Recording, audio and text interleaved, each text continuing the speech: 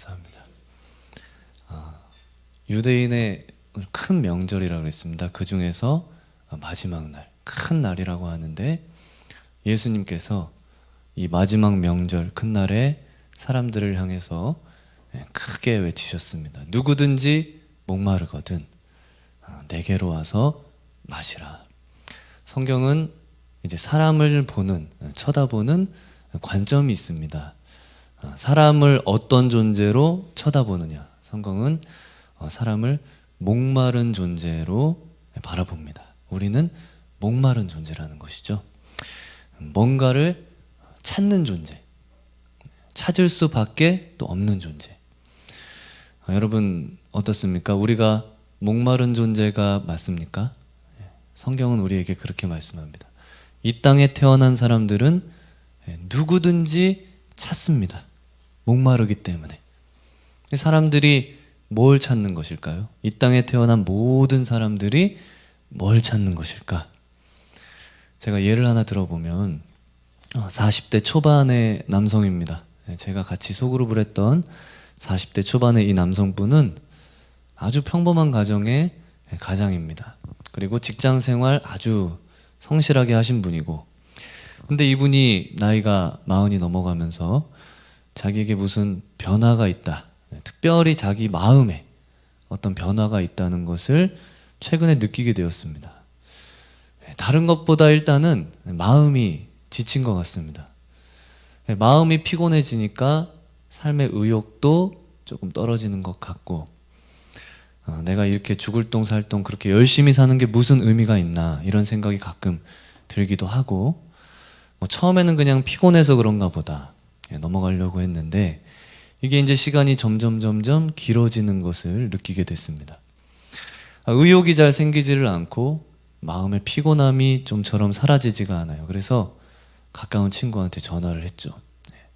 자기가 요즘 이렇다고. 그랬더니 친구가 하는 말이, 야, 인마 너는 시간이 남아가지고 그런 생각을 하는 거야. 나는 화장실 갈 시간도 없어. 바쁘니까 나도 너처럼 그런 생각이나 좀 하면서 살았으면 좋겠다. 뭡니까? 친구도 자기 마음을 이해를 잘 못한다 그 말이죠. 근데 이분이 자기가 아무래도 좀 심각하다는 것을 이제 느끼기 시작을 했습니다. 왜냐하면 회사에 이제 출근을 하면 옆에 있는 사무실의 이 벽들이 점점 이 좁아지는 것 같은 느낌을 받았다는 거예요. 숨통을 마치 조이는 것 같고, 나중에는 아침에 일어나서 출근을 하려고 지하철을 내려가서 기다리는데 자기도 모르게 지하철 맨 뒷칸으로 걸어가더라는 것입니다. 그러면서 지하철이 들어오는데 문득 드는 생각이, 내가 그냥 여기서 잠깐 뛰어들면 아주 편안해지지 않을까. 그러면서 자기가 아주 무서운 생각을 한다고 느끼고 정신을 다시 차리고 말이죠. 앞으로 살아갈 날이 굉장히 많은데 앞으로 살아갈 날을 생각을 하니까 아주 막막한 느낌도 들고, 여러분 단순히 우울증이다 이렇게 진단을 하고 약 먹으면 되는 것인가요? 우리의 인생이 그렇게 간단한 것만은 아닌 것 같습니다. 이 사람에게 어떤 한 사건이 일어났습니다. 특별한 사건은 아니고 아주 평범한 사건인데, 하루는 그 부인이 남편에게 주겠다고 바지를 하나 사온 거죠. 바지를. 이 부인은 좋은 바지를 아주 싸게 사가지고 기분이 좋아가지고 여보 일로 와봐 이러면서 좋은 걸 싸게 샀는데 얼마인지 한번 맞춰봐. 맞춰봐 하는데 남편은 뭐 거기 별 생각이 없었습니다. 관심도 없고. 그래서 부인이 이제 시키니까 아무 생각 없이 그냥 한 5만 원? 한 거예요. 이렇게. 그러니까 부인이 내가 그 정도로 샀으면 말도 안 한다. 더 싸지. 그럼 3만 원? 그거보다 더 싸. 2만 원? 2만 원이야. 근데 이 남편이 뭔가 마음이 불편해요. 예전 같으면 부인이 싸게 샀다 그러면 잘 샀다 그러고 넘어가면 되는 것인데, 그날따라 가격이 점점 내려가는데 자기 마음에 뭔가 걸리는 것 같아요. 그러면서 여태까지 한 번도 들지 않은 생각이 마음속에 일어나면서 불편해져요. 무슨 생각이에요? 내가 이렇게 싸구려냐? 그러면서 난 좀 비싼 거 입으면 안 돼? 여태까지는 그런 적이 없었어요. 근데 뭐 싸게 샀으면 좋은 거고 그걸로 끝인데 그날따라 마음에 화가 나면서 갑자기 속에서 그냥 우라가 치밀면서 돌아서서 방에 들어가서 그냥 문을 쾅 닫아버렸대요. 이분이 마음에 뭔가 생각을 하고 느끼고 있는 것이 있는 것이죠. 그러다가 이분이 답답한 마음에 차를 몰고 무작정 고속도로로 나간 거예요. 고속도로를 달리는데 그날 라디오에서 나오는 노래가 발단이 돼가지고 차를 구석에다 세우고 폭발을 해버린 거예요. 막 울면서 그냥 그분 말에 의하면 몸을 막 비틀면서 울었대요. 너무 울어가지고. 무슨 노래를 들었느냐? 어느 60대 노부부 이야기? 그 노래를 차에서 듣다가 그랬다는 거예요. 그래서 제가 그 얘기를 듣고 저도 아는 노래였지만 다시 들어봤습니다. 그날 듣는 순간 저도 막 감정이입이 되는 그 가사 여러분 아시나요 혹시? 부인을 먼저 보내고 이 남편이 부인의 무덤 앞에서 고백하는 독백인데 가사가 이렇습니다. 곱고 휘던 두 손으로 넥타이를 메어주던 때 여보 여름풋이 생각이 나오 그때를 기억하오 막내 아들 대학 시험 뜬 눈으로 지새던 밤들 여보 여름풋이 생각나오 그때 일을 기억하오 세월은 그렇게 흘러 여기까지 왔는데 인생은 흘러 황혼에 기우는데 다시 못 올 그 길을 어찌 혼자서 가려 하오 왜 한마디 말이 없어 여보 안녕히 잘 가시게 이런 게 가사죠. 이 가사를 들으면서 그냥 폭발을 해버린 거예요. 왜 아직 이 젊은 사람이 이 가사를 들으면서 울었느냐? 자기가 살아갈 인생이 이렇게 끝이 날 것 같은 생각, 지금 자신이 느끼는 허무함과 후회 속에서 그냥 끝이 나는 거 아닌가 이런 생각이 들어가지고 그냥 울었다는 것이죠. 자, 여러분, 이 40대 초반의 이 남성은 무엇을 찾고 있는 것일까요? 한 분의 이야기만 더 해보겠습니다. 이분은 50대 초중반의 남성입니다. 제약회사 부장님인데 이제 이사가 되고 하는 나이인데 회사에서 아주 중요한 일을 맡았습니다. 해외 투자 유치를 위해서 해야 되고 그걸 통해서 회사가 다시 한번 발전을 해야 되는 중요한 일을 맡아가지고 직원들 데리고 투자 유치를 위해서 출장을 갔었어요. 근데 무조건 잘 될 거라고 예상을 하고 갔는데 어떻게 우여곡절 끝에 이게 그냥 무산이 돼버렸습니다. 그리고 나서 한국에 돌아왔더니 그날로 이분이 구조조정 대상 1호 대상이 돼버렸어요. 그리고 나서 얼마 있지 않아서 회사에서 말 그대로 잘려버렸습니다. 이 남자의 자존심에 이분이 부인에게 말을 못했습니다. 못하고 퇴직하면서 받은 돈으로 나에겐 아직 몇 개월의 시간이 있다. 그래서 5개월 내로 내가 직장을 찾아가지고 부인한테 아주 자신 있게 내가 직장을 옮겨놓으라고 그렇게 이야기를 해야겠다 이렇게 결심을 한 거죠. 그리고 나서 이제 다음날 아침부터 국립도서관으로 출근을 하는 거예요. 아침에 출근을 해서 직장도 알아보고 이러면서 하루를 보내고 자 그러다가 한두 달 후에 어떤 회사에서 이분의 경력과 이런 걸 보고 특채로 콜링이 온 거예요. 그래서 다시 채용이 됐는데 문제는 지방 근무의 조건이 있는 거죠. 세종시로 내려가서 근무를 해야 되는 거예요. 뭐 당연히 예습니다. 예. 지금 뭐 지방 따질 때가 아니고 무조건 그냥 감사하다 하면서 수락을 한 거죠. 그리고 나서 이제 부인에게 그동안의 일을 다 이야기를 했습니다. 그리고 자녀들은 다 장성해서 서울에서 학교를 다니고 하니까 혼자 이제 지방으로 내려가셔서 일을 하는데 여태까지도 열심히 일을 하면서 사셨단 말이죠. 근데 이분이 지방의 발령을 받고 거기서 일을 하는데 여태까지하고는 비교도 할 수 없을 정도로 정말 목숨을 걸고 일을 했다 그래요. 왜냐하면 한번 퇴출 경험도 있고 또 여기서 내가 무조건 인정을 받아야 된다. 그리고 집에 와도 뭐 가족들도 없고 혼자 있으니까 뭐 정말 열심히 일을 한 것이죠. 밤낮 없이. 근데 어느 날이었습니다. 어느 날 서울에 있던 아내가 가끔 한 번씩 내려와서 남편 필요한 것들도 챙겨주고 하느라고 오는데 그날도 내려온 거예요. 그래서 아내랑 식사를 하면서 그냥 아빠도 없는데 애들은 잘 있느냐, 당신은 어떻냐, 괜찮냐 이렇게 안부를 물은 거죠. 물었는데 아내의 대답이 이런 거예요. 아무 걱정 마시라. 너무 잘 지내고 바빠가지고 서로 이야기할 시간도 없고 나도 이것저것 바쁘고 해서 나나 아이들이나 정신없이 살고 당신 없어도 잘 지내고 있어요. 자, 이 말을 듣고 나서 이때부터 이 50대 부장님이 마음이 불편해지기 시작했어요. 평소 같으면 그냥 넘어가면 돼요.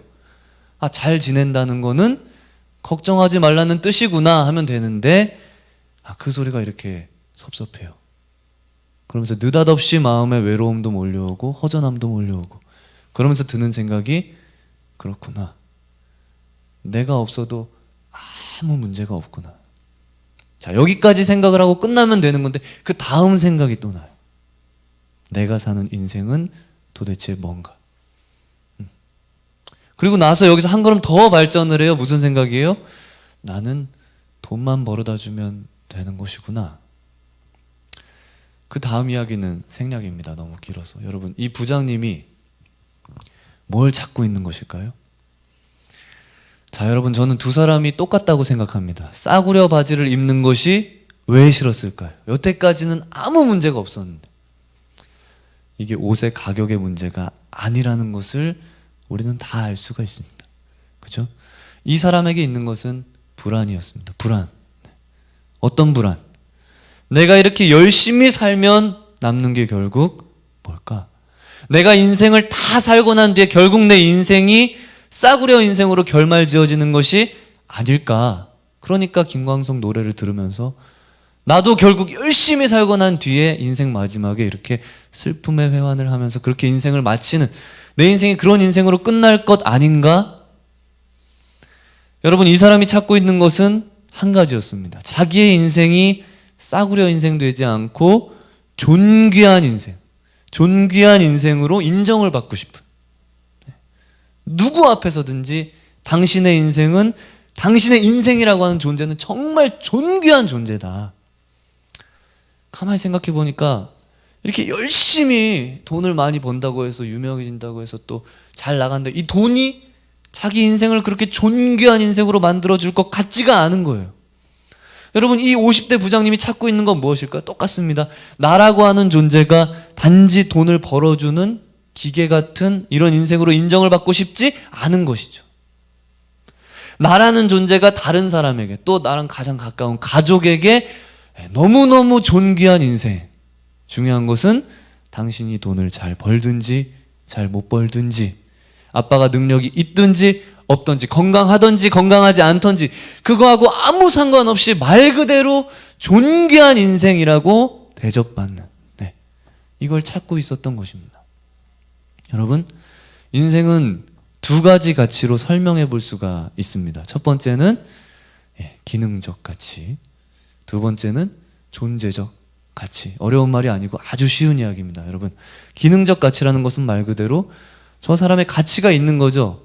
왜 가치가 있느냐? 기능적 가치입니다. 쉽게 말하면 다른 사람의 어떤 필요를 채워주기 때문에 가치가 있는 것입니다. 그 기능을 해줄 수 있어야, 용돈이 필요한 자녀들에게 내가 용돈을 줄 수 있는 기능적인 가치가 있기 때문에 그 가치가 있는 거죠. 여러분, 우리가 이 세상에서 만나는 모든 사람의 가치가 거의 대부분 이것입니다. 우리가 직장에서 열심히 일을 한단 말이죠. 그건 여러분, 기능적인 가치가 있기 때문에 직장에서 일을 할 수 있는 것이고 직장에서 대접을 받는 것이죠. 이거를 무조건 나쁘다고 생각을 할 수 없어요. 여러분, 한번 생각해 보십시오. 우리가 아무런 기능적인 기여를 하지 못하는데 그 사람을 평생 월급을 주면서 데리고 있을 직장이 있겠습니까? 그러니까 기능적인 가치가 있습니다. 사람이, 우리가 보통 자기의 존귀함을 어디서 느끼게 되는가 하니까 이 기능적인 가치 때문에 거의 자기 존귀함을 그렇게 느끼게 되죠. 그래서 돈을 벌어와가지고 내가 애들한테 용돈을 줄 때, 우리 아빠 최고다 이러면서 인정을 해줄 때, 그때 존재감을 느끼는 것이죠. 근데 여러분, 문제는 이런 기능적 가치가 마치 자기에게서 사라지는 것 같을 때, 그때 사람은 불안합니다. 그리고 혼돈이 오기 시작합니다.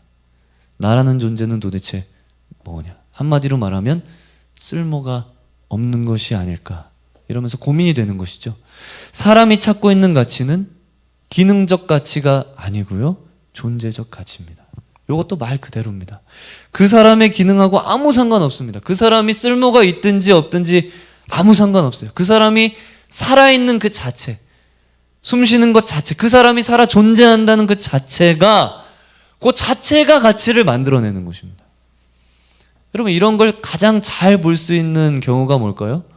부모와 자녀 사이의 관계가 보통 그런 것이 되죠. 여러분, 부모에게 있어서 자녀는 기능적 가치가 아닙니다. 자녀가 돈을 잘 번다고 해서, 아니면 못 본다고 해서, 뭐 공부를 잘한다고 해서 못한다고 해서 그것 때문에 이 자녀의 존귀함이 왔다 갔다 하는 건 아니죠. 네, 그냥 자녀기 때문에 그냥 존귀한 겁니다. 아니, 목사님, 우리 부모님은 아닌데요, 나 공부 못한다고 나가 죽으라 그랬는데요. 그거는 잘 되라는 뜻이지, 네가 공부를 못하니까 나에게 가치가 없다는 말이 아니죠. 부모에게 있어서는 자녀는 언제나 기능적이라기보다는 존재적 가치입니다. 그렇지 않은 경우도 있지만 대부분 그렇습니다. 근데 이제 문제는 뭔가 하니까 이 존재적 가치가 영원하지가 않은 것입니다. 영원하지가. 그리고 부모도 사람인지라 자녀를 무한하게 품어줄 수 있을 것 같지만 그런 사랑의 능력이 부모에게 충분하지 않은 것이 문제고, 영원히 그 존재적 가치를 부여해 줄 수 있는 부모는 없죠. 언젠가는 세상을 떠나게 됩니다. 그러니까 사람이 부모의 사랑을 경험하면서 이 땅에서 그렇게 찾고 헤매는 것은 다른 게 아니고 존재적 가치를 찾아 헤매는 것입니다. 누군가에게 내가 살아있는 것만으로도 당신은 충분한 가치가 있다, 이걸 영원 가운데 영원히 우리 가운데 보장해 줄 수 있는 이걸 찾고 있는 거예요. 앞에서 말씀드린 남성도 마찬가지입니다. 내가 쓸모가 있든지 없든지, 내가 싸구려 옷을 입든지 비싼 옷을 입든지 이거하고 아무 상관없이, 나의 기능과 아무 상관없이 그런 사랑을 받고 싶은 거죠. 그런 인정을 받고 싶은 것이죠. 근데 여러분, 이 세상에는 이런 관계가 그렇게 쉽지가 않아요. 쉽지 않은 정도가 아니라 부모에게도 이건 한계가 있는, 아니죠, 사실은 불가능합니다. 여러분, 오늘 예수님께서 누구든지 목마르거든 내게로 와서 마시라, 예수님께서 뭘 주시겠다는 것일까요?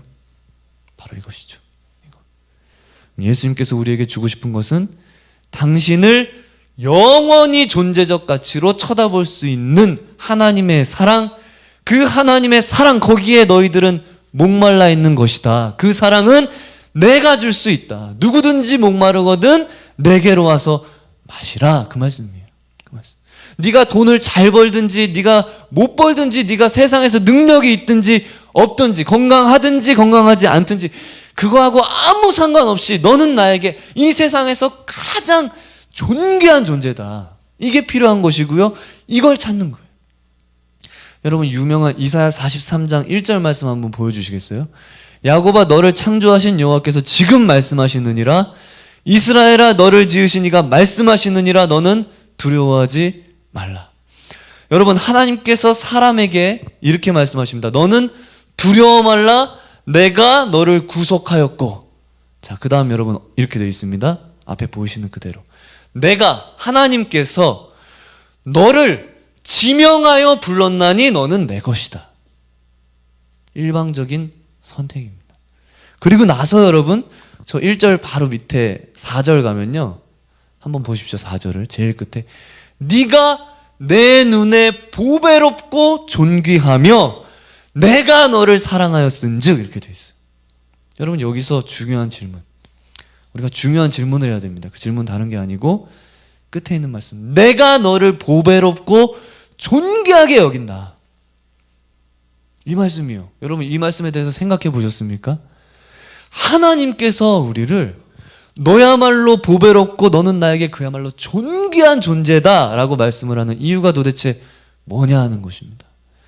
여러분, 하나님이 왜 우리를 향해서, 사람을 향해서 너는 보배로운 존재야, 너는 존귀한 존재야 말씀하는 이유가 뭐라고 말씀하십니까? 성경에 뭐라고 되어 있습니까? 네가 능력이 많으니까, 그런 말 성경에는 없죠. 네가 돈을 잘 버니까, 그런 말도 없습니다. 네가 건강하니까, 그런 말도 없어요. 네가 젊으니까, 그런 것도 없고요. 하나님께서 너가 보배롭고 존귀하다고 말씀하시는 이유는 1절에 있는 그 마지막 저 말 한마디 딱, 너가 존귀한 이유는 다른 게 아니고 딱 한 가지, 내가 너를 지명하여 불러서 네가 나의 것이기 때문에, 너가 나의 것이기 때문에 너는 존귀하다. 여러분, 이게 무슨 말인지 이해가 되십니까? 자, 여러분, 우리가 여기서 아주 중요한 원리를 꼭 한 가지 기억을 하고 이해를 하나 할 것이 있습니다. 그것이 무엇이냐, 여러분 기억하십시오. 가치라고 하는 것은 여러분 주인에게서 결정이 되는 것입니다. 오늘 이걸 설교 제목으로 사실 쓰고 싶었습니다. 가치라고 하는 것은 주인에 의해서 결정이 됩니다. 다시 말해서 여러분, 가치라고 하는 것은 물건 자체에 원래 있는 것이 아니고 반드시 주인에 의해서 그 가치는 결정이 되게 되어 있습니다. 이것을 오늘 기억하십시오. 그리고 하나 더, 그렇게 해서 결정된 가치가 바로 그 사람의 정체성을 형성합니다. 굉장히 중요한 말입니다. 이게 무슨 뜻인지 한번 제가 잠깐 예를 한번 드려보겠습니다. 어떤 집안에 다 떨어진 헝겊 인형이 있습니다. 다 떨어진 헝겊 인형, 이 헝겊 인형이 가치가 있느냐 없느냐, 가치가 없어 보입니다. 여러분, 다 떨어진 거 그냥 버리면 그만이에요. 근데 문제는 뭔가 하니까 그 집의 애가, 우리 딸이 6살인데요 지금, 그 애가 이 인형이 없으면 잠을 안 자요. 그리고 이 인형이 없으면 죽는다고 소리를 칩니다. 이 인형은 다 떨어진 헝겊 인형이고 거저줘도 안 살만한 무가치한 것입니다. 버리면 그냥 누가 봐도 폐품이라. 근데 보십시오, 이 인형이 가치가 있습니까 없습니까? 있어요. 이 인형은 엄청난 가치가 있습니다. 왜? 이것이 없으면 그 주인이 되는 아이가 죽는다고 소리를 지르니까. 이건 여러분 돈으로 살 수가 없습니다. 돈 주고 똑같은 인형, 헝겊 인형 못 삽니다, 여러분. 그럼 이 가치가 어떻게 해서 생긴 것입니까? 주인이 사랑하기 때문에 생기는 것이죠. 그러니까 가치라고 하는 것은 주인에게서 생기는 거예요. 더 쉬운 예를 들어서 여러분, 호주머니에 있는 여러분 10,000원짜리 종이돈 한번 생각해 보십시오. 그 돈, 종이를 외국 가서 주면 안 받죠. 왜? 왜 돈이 여러분 가치가 있습니까? 그걸 사용하는 주인, 인간이라고 하는 주인이 대한민국 사람들이 그걸 가치 있다고 여기기 때문에 그런 것입니다. 저는 이거를 어디서 깊이 느꼈냐면요, 어떤 선배 형님 집에 갔는데 햄스터 아시죠? 햄스터를 그 집 아이 때문에 3마리를 키우는데 그 중에 1마리가 살이 자꾸 빠져요. 자꾸 작아지고 그렇습니다. 그래서 어느 날은 가만히 보니까 이 햄스터 이 배에 이만한 혹이 하나 생겼어요. 그 집 아이가 그걸 보면서 너무너무 가슴 아파하는 거예요. 그래서 며칠 살지를 못할 것 같습니다. 이 선배의 부인, 형수님이 꼭 한 번은 죽기 전에 동물병원을 가야겠다. 왜 그러냐? 몇 해 전에 토끼를 키우다가 1마리가 죽었는데요, 그 토끼가 죽고서 우리 집이 굉장히 힘들었다. 애가 얼마나 울고 산에 가서 막 장례 예배를 드려야 된다 그러고 막 장례를 치르고 너무 괴로워서 우는 게, 그래서 안 울게 하려고 입이라도 좀 막아보려고 병원에 한번 가는 게 좋겠다는 거예요. 한 번이라도 그래도 가면 좀 낫지 않겠냐. 그래서 이 선배는 이 햄스터를 데리고 병원에 가는 걸 한 번도 상상을 해본 적이 없는데, 그리고 동물병원에 가본 적이 없는데 하도 그게 걱정이 돼서 이 없는 시간을 쪼개가지고 속으로는, 여러분 죽으면 그냥 잘 처리하면 되지 왜 그걸 동물병원에 가냐 이러면서 없는 시간을 쪼개서 아침 일찍 동물병원에 갔대요. 가니까 의사가 없더래요. 의사가 또 그날따라 늦어. 너무 일찍 가서 속이 더 터지더래요. 아니 이놈의 햄스터 때문에 내가 지금 시간을 막 쓰고 있다고 생각을 하니까, 한참 기다리다가 나중에 의사분이 들어오셔가지고 이렇게 보더니 이게 이제 악성 종양이라는 거예요. 사람으로 말하면 암이라는 것입니다. 그러면서 그 형님 보고 옆방으로 가서 이걸 초음파를 한번 해보자 그러더래요. 와, 그 이야기를 들으니까 정말 기가 막히더라는 거예요. 아니 나도 돈 아까워서 초음파 잘 못하는데. 그래서 됐다 그랬대요. 그러니까 의사 선생님이 하는 말이, 제가 자신은 없지만 아무리 봐도 이게 암인데 지금부터 항암 치료 한번 해보시겠냐고. 그래서 이 선배가 이 햄스터 항암 치료하는 걸 처음 들어봤대요. 그래서 웃음이 입까지 나오는 걸 참으면서 아니 무슨 항암 치료를 하느냐고. 그래서 진통제를 좀 달라 그랬답니다. 그거라도 좀 놓고 하면 어느 정도 이게 애한테 말이 되니까, 말을 할 수 있으니까, 우리가 최선을 다했다는 명분이 생기니까. 그랬는데 나오면서 또 깜짝 놀랐대요.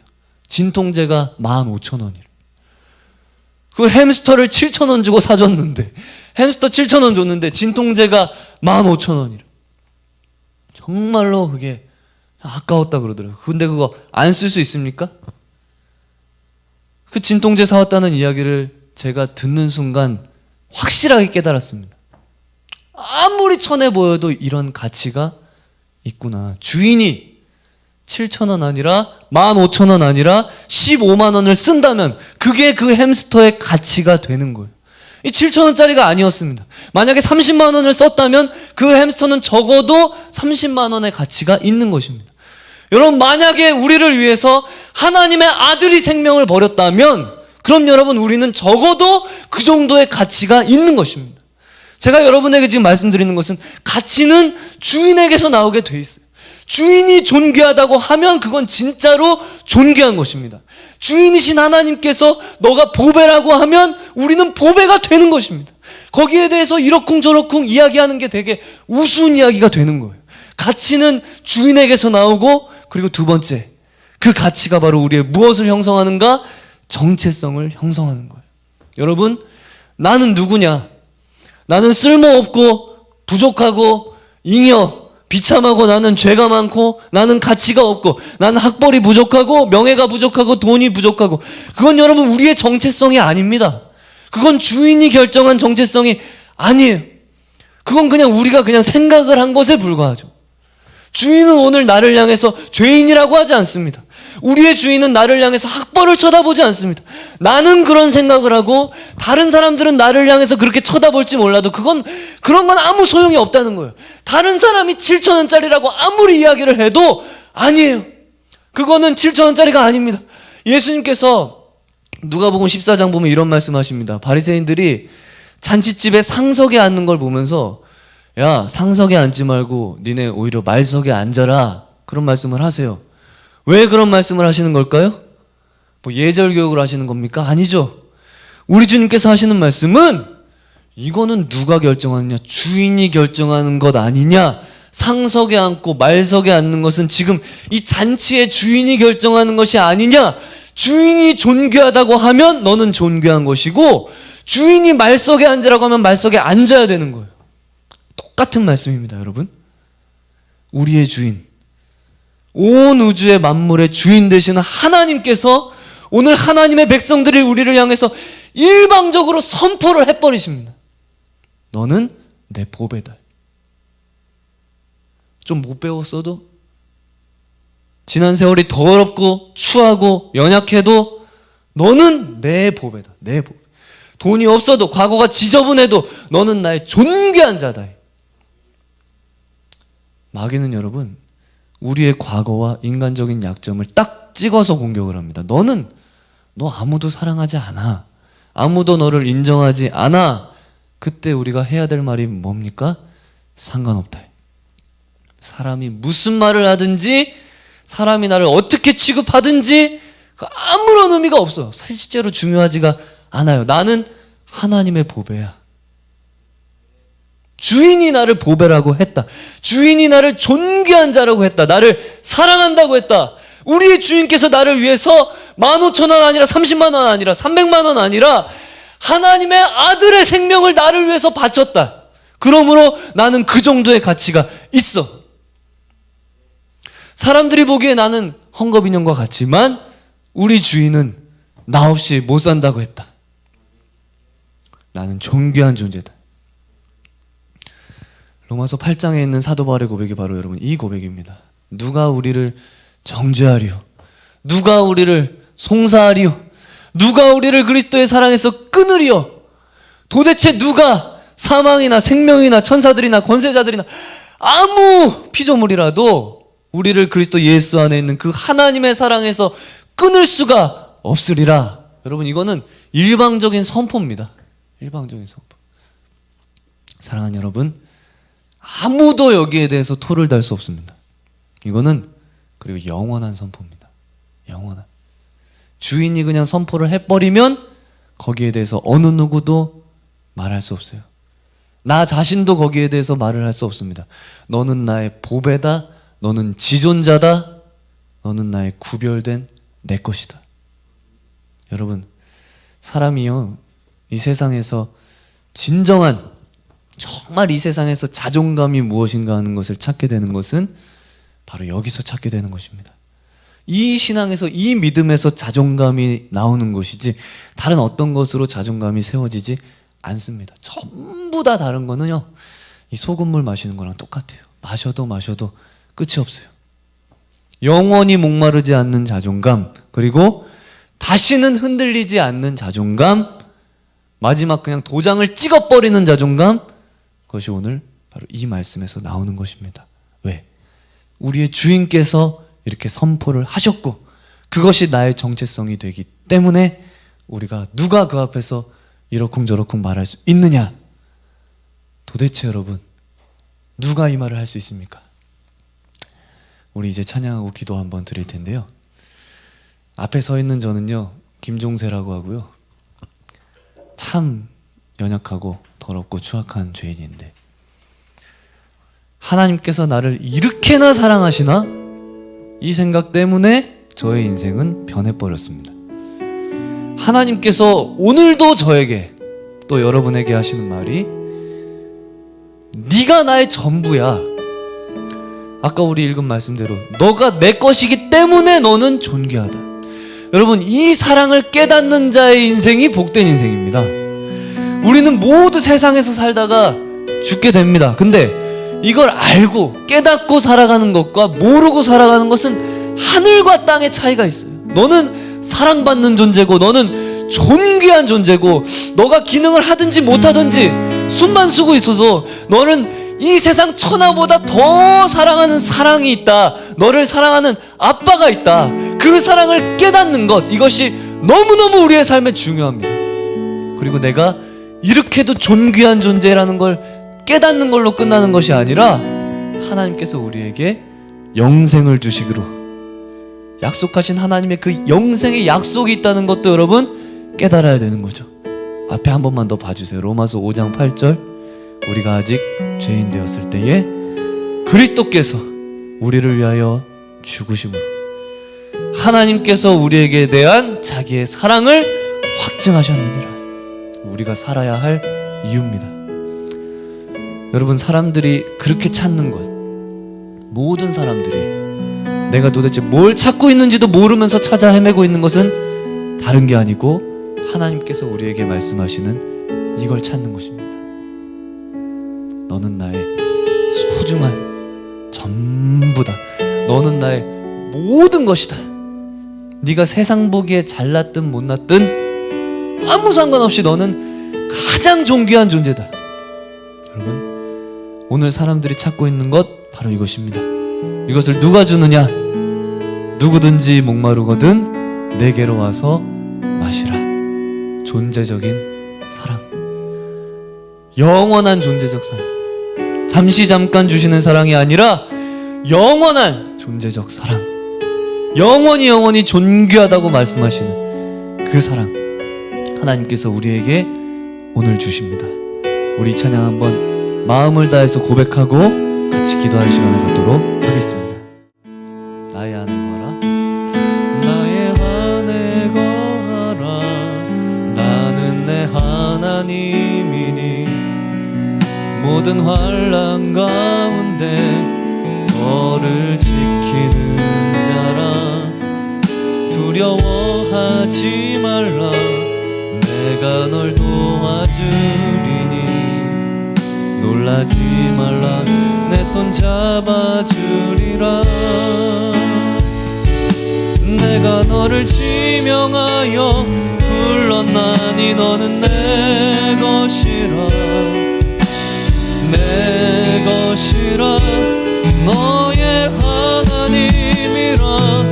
내가 너를 보배롭고 존귀하게 여기노라. 너를 너를 사랑하는 내 여호와라. 내가 너를 지명하여 불렀나니 내가 너를 지명하여 불렀나니 너는 내 것이라 너의 하나님이라. 내가 너를 보배롭고 존귀하게 여기노라. 너를 사랑하는 내 여호와라. 우리 한번 기도합시다. 하나님, 우리 혈관 속에 이 말씀이 들어가게 해주시고 우리의 피가 되어서 이 말씀이 우리 속에서 주장하게 하시고, 그리고 이 말씀을 믿고 아무리 봐도, 내가 내 자신을 봐도 부끄럽고 쓸모없는 것 같아도 하나님, 우리 주님 앞에서 내가 다른 말을 하지 않겠습니다. 거울을 보면서 존귀하다고 선포하겠습니다. 돈이 없어도 너는 존귀하고 배우지 못해도 너는 존귀하고, 하나님께서 우리에게 말씀한 이걸 그대로 내가 믿고 하나님 앞에 살겠습니다. 다 같이 말씀으로 한번 고백하시면서 우리 주여 한번 부르고 기도하겠습니다. 주여, 살아계신 아버지 하나님 감사합니다. 오늘 주님 앞에 예배드리러 나오게 하시고, 아버지 하나님 오늘 주님 앞에 처음 나온 자들, 그리고 아버지 하나님 말씀에 갈급하여 나온 자들, 아버지 하나님과의 관계가 틀어져 있던 자들, 마음이 굳어져 있던 자들, 마음 문이 열리지 않았던 자들, 아버지 하나님 주님 앞에서 아버지 함께 예배드리고 있는 모든 자들 마음 가운데 이 말씀이 선포되게 하여 주시고, 이 말씀이 기억되게 하여 주시고, 이 말씀이 아버지 들어가게 하셔서 살아계신 아버지 하나님 놀라운 은혜가 충만하게 나타나는 이 시간 되게 하여 주옵소서. 말씀으로 역사하여 주옵소서. 부족한 저희는 아무것도 할 수 없음을 고백합니다. 이 시간 성령께서 임재하여 주셔서 아버지 하나님 이 시간 함께하는 자들과 온라인으로 함께하는 자들 모두 하나님 아버지 현장감 있는 하나님 아버지를 대면하고 아버지 하나님 느끼고 누리고 아버지 하나님 앞에 대화하고 하나님 앞에 진실함으로 고백하는 결신의 시간이 될 수 있도록 은혜를 베풀어 주옵소서.